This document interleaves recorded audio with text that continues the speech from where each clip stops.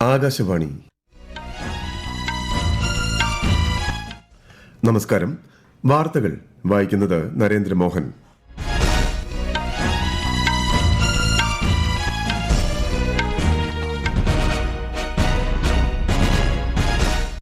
പ്രധാന വാർത്തകൾ.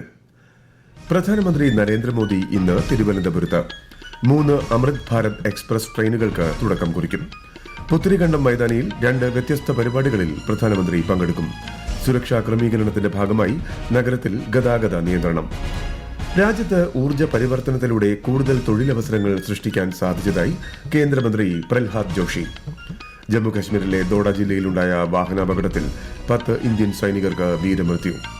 വിഴിഞ്ഞം തുറമുഖത്തിന്റെ 2ാം ഘട്ട വികസന പ്രവർത്തനങ്ങളുടെ നിർമ്മാണോദ്ഘാടനം നാളെ മുഖ്യമന്ത്രി പിണറായി വിജയൻ നിർവഹിക്കും. ഇന്തോനേഷ്യ മാസ്റ്റേഴ്സ് ബാഡ്മിന്റൺ ടൂർണമെന്റിൽ ഇന്ത്യയുടെ PV സിന്ധുവും ലക്ഷ്യ സെന്നും ക്വാർട്ടർ ഫൈനലിൽ. വാർത്തകൾ വിശദമായി. പ്രധാനമന്ത്രി നരേന്ദ്രമോദി ഒരു ദിവസത്തെ കേരള സന്ദർശനത്തിനായി ഇന്ന് തിരുവനന്തപുരത്തെത്തും. പുത്തരിക്കണ്ടം മൈതാനിയിൽ 2 വ്യത്യസ്ത പരിപാടികളിൽ അദ്ദേഹം പങ്കെടുക്കും. സന്ദർശനത്തോടനുബന്ധിച്ച് തലസ്ഥാനത്ത് സുരക്ഷ കർശനമാക്കിയിട്ടുണ്ട്. വിശദാംശങ്ങളിലേക്ക്. പുതിയ ട്രെയിൻ സർവീസുകൾ പ്രധാനമന്ത്രി ഫ്ളാഗ് ഓഫ് ചെയ്യുന്നതുമായി ബന്ധപ്പെട്ട് തമ്പാനൂർ റെയിൽവേ സ്റ്റേഷനിൽ നടക്കുന്ന ചടങ്ങിൽ കേന്ദ്ര സഹമന്ത്രി രവനീത് സിംഗ് ബിട്ടുവും കൊച്ചുവേളിയിൽ നടക്കുന്ന ചടങ്ങിൽ കേന്ദ്ര സഹമന്ത്രി വി സോമണ്ണയും പങ്കെടുക്കും. തിരുവനന്തപുരത്ത് നടക്കുന്ന ചടങ്ങിൽ വിവിധ വികസന പദ്ധതികളുടെ തറക്കല്ലിടലും ഉദ്ഘാടനവും പ്രധാനമന്ത്രി നിർവഹിക്കും. നഗര ഉപജീവന മാർഗ്ഗങ്ങൾ ശക്തിപ്പെടുത്തുന്നതിന്റെ ഭാഗമായി തെരുവു കച്ചവടക്കാർക്ക് വേണ്ടിയുള്ള PM സ്വനിധി ക്രെഡിറ്റ് കാർഡ് അദ്ദേഹം പുറത്തിറക്കും. UPIയുമായി ബന്ധിപ്പിച്ചിട്ടുള്ള പലിശരഹിത ക്രെഡിറ്റ് സൌകര്യം കച്ചവടക്കാർക്ക് പെട്ടെന്നുള്ള പണലഭ്യത ഉറപ്പാക്കും. തിരുവനന്തപുരത്തെ CSIR NIIST innovation technology and entrepreneurship ഹബിന്റെ തറക്കല്ലിടൽ നിർവഹിക്കുന്ന പ്രധാനമന്ത്രി ശ്രീചിത്രയിൽ അത്യാധുനിക റേഡിയോ സർജറി സെന്ററിനും ഇന്ന് തറക്കല്ലിടും. തിരുവനന്തപുരത്തെ പുതിയ പൂജപ്പുര ഹെഡ് പോസ്റ്റ് ഓഫീസും ശ്രീ നരേന്ദ്രമോദി ഉദ്ഘാടനം ചെയ്യും. News desk, Akashvani. പ്രധാനമന്ത്രിയുടെ സന്ദർശനത്തോടനുബന്ധിച്ച് തലസ്ഥാനത്ത് സുരക്ഷാ സന്നാഹങ്ങൾ ശക്തമാക്കി. രാവിലെ 7 മണി മുതൽ ഉച്ചയ്ക്ക് 2 മണി വരെ ഗതാഗത ക്രമീകരണം ഏർപ്പെടുത്തിയിട്ടുണ്ട്. ഡൊമസ്റ്റിക് എയർപോർട്ട്, ശംഖുമുഖം, ചാക്ക, പേട്ട, പള്ളിമുക്ക്, പാറ്റൂർ, ജനറൽ ആശുപത്രി, പാളയം, സ്റ്റാച്യു, ആയുർവേദ കോളേജ്, ഓവർബ്രിഡ്ജ്, മേലെ Pazhavangadi, Eenchakkal, Mithranandapuram, SP fort, Sreekanteswaram park, Thakarapparambu മേൽപ്പാലം, പവർ ഹൌസ് ജംഗ്ഷൻ, ചൂരക്കാട്ടുപാളയം എന്നിവിടങ്ങൾ വരെയാണ് നിയന്ത്രണം. ഈ സമയം റോഡിന്റെ ഇരുവശത്തും വാഹനങ്ങൾ പാർക്ക് ചെയ്യാൻ പാടില്ല. പ്രധാനമന്ത്രിയുടെ യാത്രാസമയത്ത് പ്രധാന റോഡുകളിൽ ഗതാഗതം അനുവദിക്കില്ല. സംസ്ഥാനത്തെ റെയിൽ ഗതാഗത രംഗത്തെ കൂടുതൽ ശക്തമാക്കുന്ന രീതിയിലുള്ള 3 അമൃത് ഭാരത് എക്സ്പ്രസ് ട്രെയിനുകൾക്കാണ് ഇന്ന് തുടക്കം കുറിക്കുന്നത്. ഇതടക്കം 4 ട്രെയിനുകളാണ് പ്രധാനമന്ത്രി ഇന്ന് തിരുവനന്തപുരത്ത് നടക്കുന്ന ചടങ്ങിൽ ഫ്ളാഗ് ഓഫ് ചെയ്യുന്നത്. കൂടുതൽ വിവരങ്ങളുമായി ആകാശവാണി ലേഖകൻ സ്മിതി M പള്ളുരുത്തി. കേരളത്തിന്റെ റെയിൽ കണക്ടിവിറ്റിക്ക് വലിയ കരുത്തേകുന്നവയാണ് ഇന്ന് ആരംഭിക്കുന്ന അമൃത് ഭാരത് എക്സ്പ്രസ് ട്രെയിനുകൾ. നാഗർകോവിൽ മംഗലാപുരം, തിരുവനന്തപുരം താമ്പരം, തിരുവനന്തപുരം ചർലപ്പള്ളി എന്നീ അമൃത് ഭാരത് എക്സ്പ്രസ് ട്രെയിനുകളാണ് ഇന്ന് രാവിലെ പുത്തരിക്കണ്ടം മൈതാനത്ത് നടത്തുന്ന ചടങ്ങിൽ വെച്ച് പ്രധാനമന്ത്രി ഫ്ളാഗ് ഓഫ് ചെയ്യുന്നത്. തൃശൂർ ഗുരുവായൂർ പാസഞ്ചർ ട്രെയിനും അദ്ദേഹം ഫ്ളാഗ് ഓഫ് ചെയ്യും. പുതിയ അമൃത് ഭാരത് എക്സ്പ്രസ് ട്രെയിനുകളുടെ വരവോടെ തമിഴ്നാട്, കർണാടകം, തെലങ്കാന, ആന്ധ്രാപ്രദേശ് എന്നീ സംസ്ഥാനങ്ങളും കേരളവുമായുള്ള യാത്രാ സൗകര്യം കൂടുതൽ മെച്ചപ്പെടും. വിനോദസഞ്ചാര വ്യാപാര മേഖലകളിലും ഇതിന്റെ ഗുണഫലങ്ങൾ ഉണ്ടാകുമെന്നാണ് കരുതപ്പെടുന്നത്. കോവിഡ് പ്രതിസന്ധിയെ തുടർന്ന് നിർത്തിവച്ചിരുന്ന ഗുരുവായൂർ തൃശൂർ ട്രെയിൻ സർവീസ് ഇന്നു മുതൽ പുനരാരംഭിക്കുന്നു. ഇന്ന് പ്രധാനമന്ത്രി ഓൺലൈനായി ഉദ്ഘാടനം ചെയ്യുന്നതോടെ 10:30 തൃശൂർ റെയിൽവേ സ്റ്റേഷനിൽ വച്ച് കേന്ദ്രമന്ത്രി സുരേഷ് ഗോപി ഫ്ളാഗ് ഓഫ് ചെയ്യും.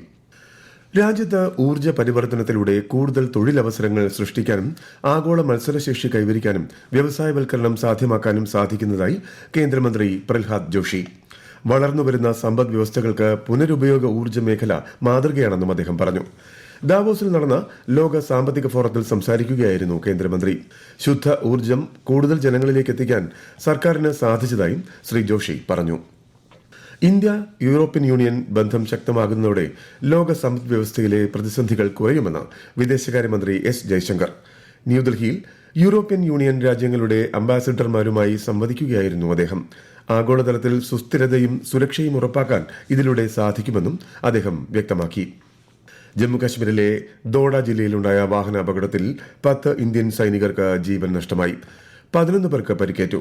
ഭദർവ ചമ്പ അന്തർ സംസ്ഥാന പാതയിലെ 9,000 അടി ഉയരമുള്ള ഖാനി ടോപ്പിൽ നിന്നും സൈനിക ട്രക്ക് കൊക്കയിലേക്ക് മറിയുകയായിരുന്നു. ഗുരുതരമായി പരിക്കേറ്റ 10 സൈനികരെ വിദഗ്ധ ചികിത്സയ്ക്കായി ഉധംപൂരിലെ കമാൻഡ് ആശുപത്രിയിൽ പ്രവേശിപ്പിച്ചു. സംഭവത്തിൽ പ്രധാനമന്ത്രി നരേന്ദ്രമോദി അനുശോചനം രേഖപ്പെടുത്തി. സൈനികർ രാജ്യത്തിനായി നൽകിയ സേവനം എന്നും ഓർമ്മിക്കപ്പെടുമെന്ന് പ്രധാനമന്ത്രി സമൂഹമാധ്യമത്തിൽ കുറിച്ചു.